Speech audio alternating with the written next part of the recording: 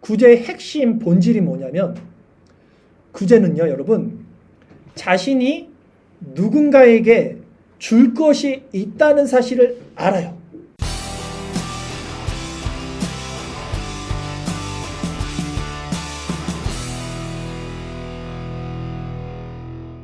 자, 구제의 핵심 본질 한 가지는 뭐냐면, 내가 분명히 가지고 있다는 걸 알고 이 가진 것을 가지고 다른 이들에게 줄 수 있다는 것을 안다는 게 구제의 핵심입니다. 그러니까 이것이 무슨 말이냐면, 내가 이것을 외부로부터 받았다는 걸 알아요. 분명히. 그러니까 내 게 아니죠. 그러니까 내 것을 주는 게 아니에요. 내가 받은 것을 주는 것을 알아요, 이 사람들이. 그러기에 그들은 반대로 자신이 구제의 대상이라고는 생각하지 않아요. 이해하십니까? 내가 구제를 베풀어줘요. 이 구제가 하나님께서 받은 거니까. 근데 누가 나를 구제했으면 좋겠어. 이런 마음이 일어나지 않아, 이 사람들이. 왜냐하면 자신은 그리스도로 풍성히 받았어요. 그리고 그것으로 자족하고 있어요. 그러니까 주는 거지, 내가 받기를 원하지 않는다고요. 그래서 베드로가 어떻게 말합니까? 민문 앞에 있는 못 걷는 자에게 내게 은과 금은 없지만 내게 있는 이것을 내게 준다라 그래요. 분명히 나한테 있는 것을 주는 거예요. 바울 사도도 뭐라고 합니까? 내가 다른 이에게 내가 받을 게 없어. 오히려 내가 줄 것은 있지만 나는 받을 게 필요 없어. 나는 자족하는 법을 알아 라고 말을 한다고요. 그러기에 자신이 구제받기를 원하는 마음이 우리에게 만약에 있다면, 이 사람은 아직 진정 구제가 무엇인지, 긍휼이 무엇인지, 성화가 무엇인지 알지 못하는, 즉 적은 무리 안에 들어온 자들은 아니라는 거예요. 오직 적은 무리가 구제를 할 수 있어요. 긍휼을 받은 자가 구제를 할 수 있어요. 성화의 열매를 맺는 자만 구제를 할 수 있어요. 이제 그러면 구제는 그런 견고한 믿음, 큰 믿음, 적은 무리에 속하는 그 믿음을 가진 자들이 그 받은 것을 전해주는 게 구제라는 거예요. 그러기에 아직도 삶에 대해서 염려하는 자들은요, 잘 들어보세요. 내 삶이 염려가 있어. 아직도 걱정이 있어요. 근심이 있어요. 이 사람들은요, 구제할 수 없습니다. 이 구제할 수 있는 마음의 준비가 되어 있지 않은 거예요. 내 소유를 염려하면서 어떻게 다른 이들에게 무엇을 줄 수 있을까? 아니, 내가 지금 내 소유를 걱정하고 있는데 내가 뭘 주겠냐고. 내 소유가 걱정되는데. 그런 자들은 분명 어떤 의도나 목적을 가지고 이 탐심의 작용으로 구제를 행할 수밖에 없는 거예요. 그렇기 때문에 결국 자기 의를 쌓는 연약한 믿음을 가진 자가 될 뿐입니다. 제가 토요일 날도 말씀드렸지만 정답이 같아요. 구제를 해라 라는 설교를 우리가 들었습니다. 늘 평생. 그러나 이 과정과 본질이 결여되어 있기에 많은 교회에서 그 구제를 행하면서도 결국 그 끝이 허망한 마음들이 드러나는 것을 우리는 너무나도 많이 경험을 했어요. 열심을 다해서 그 정답을 찾아서 갔습니다. 구제를 했어요. 그런데 상태와 내 존재가 변화되지 않았기 때문에 경건의 모양만을 우리가 만들었을 뿐 경건의 능력은 사실 없음이 탄로나게 되었어요.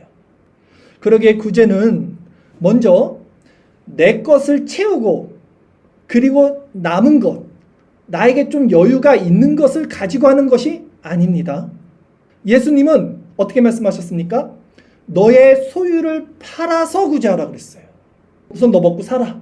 이만큼 남지? 그걸 가지고 구제가 아니라 지금 분명히 말씀하셨어요. 너의 소유를 팔아서 구제하라. 이렇게 말씀하셨어요. 그런데 우리 소유가 어디 있어요? 다 하나님의 것이잖아요. 그렇죠? 그럼 우리 소유는 뭡니까?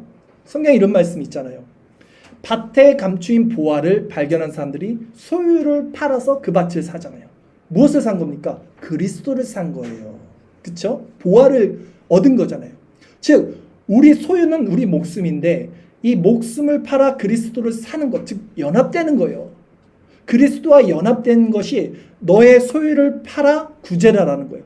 우리 소유를 팔아 즉 그리스도와 연합된 자들만이 그 그리스도의 것을 얻어서 이제 그리스도의 것을 가지고 내 것이 아니기에 그리스도의 생명으로 전할 수 있게 되는 거예요.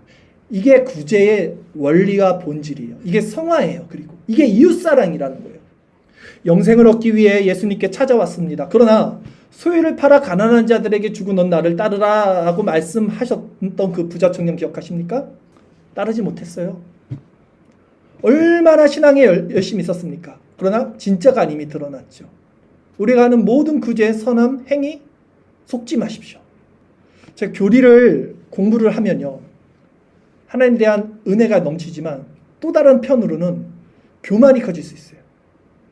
머리가 커지고 논리적으로 어떤 상황이 다 귀결이 돼요. 신학적으로.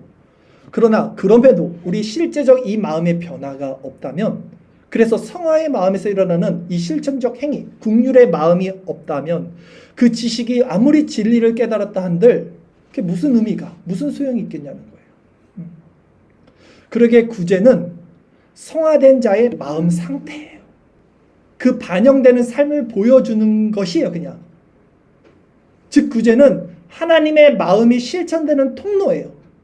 하나님의 은혜를 믿고 염려와 걱정하지 않는 이 자리가 됐다면 그 자리에서는 분명히 누구를 도와야 되나, 누구를 구제해야 되나, 내가 어떻게 복음을 전해야 되나로 자연스럽게 가게 됩니다. 그냥 자연스럽게. 이게 의무화의 어떤 율법이 아니라 이것이 우리 삶에 성화된 사람들의 마음의 기본값으로 세팅이 돼야 돼요.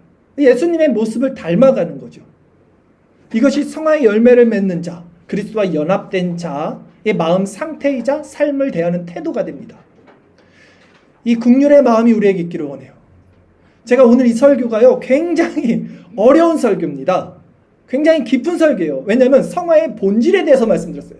이렇게 설교를 안 하고 구제하십시오 라고 하면 편할 거예요. 그러나 그 구제를 하게 되는 원리와 본질에 대해서 말씀을 하면 이것을 따를 수 있는 사람이 아무도 없어요. 우리는 이 본성과 오히려 반하죠. 우리 본성은 어떻습니까? 계속해서 자신을 주목하고 자신의 배를 채우려 하고 먼저 내 가족, 내 이익 이것을 채워 누리기 원하고 자신을 위한 삶을 살게 할 것이에요. 이게 우리 본성입니다.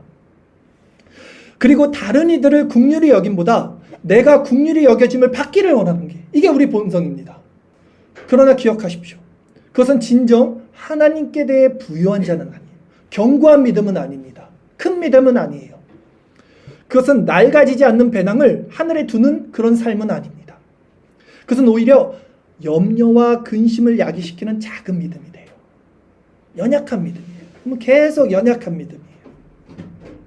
오히려 여러분, 우리 소유를 이제 팔아서, 우리 소유를 판다는 게 뭔지 말씀드렸죠? 그리스도를 연합되는 겁니다. 그래서 다른 이들의 유익을 구하는 삶을 이렇게 살 때 우리는 이 마음에서 얼마나 부자가 되는지를 경험하게 될 거예요. 역설적인 거예요. 이 국률의 마음, 이 구제의 마음을 가지고 행할 때, 실제 행할 때 모든 염려와 걱정과 근심이 사라지게 되는 것을 경험하게 될 거예요. 이 역설입니다. 아이, 지금 내가 먹을 게 없어. 근데 하나님 마음을 주셨어. 그래서 이걸 가지고 남을 도왔어. 그럼 내가 더 어려워져야 되는 거예요.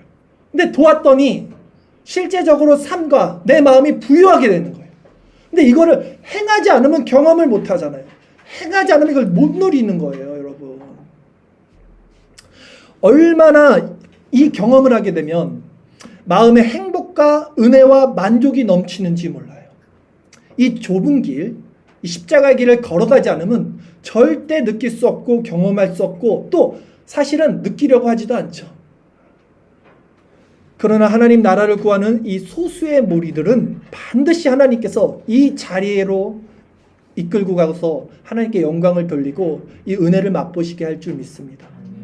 우리 교회는 이 은혜 맛보는 자들이 되기를 바라요.